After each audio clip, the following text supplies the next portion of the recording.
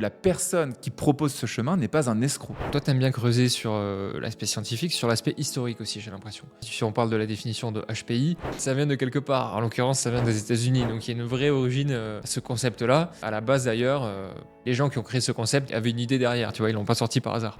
Aux États-Unis, le marché a toujours 5 ans d'avance sur le marché français. Et dans le développement personnel, c'était totalement bouché, il y avait énormément de concurrence. Et on s'est rendu compte, enfin ils se sont rendus compte que la plupart des gens qui venaient étaient pas forcément en situation de détresse, mais on va dire ils n'étaient pas au mieux dans leur vie et ils voulaient que ça change. Et ils se sont rendus compte que si on expliquait aux personnes qui étaient à un creux de leur vie qu'en fait c'était la société qui n'était pas adaptée à eux parce qu'ils avaient une intelligence différente, sous-entendue légèrement supérieure, on allait flatter l'ego, on allait justifier l'échec et on allait raconter une histoire qui allait leur permettre, en se mettant au-dessus de la masse, de trouver une solution à leurs problèmes. Et c'est là où sont arrivés tous ces termes HPE, HPI, zèbre, multipotentiel, etc.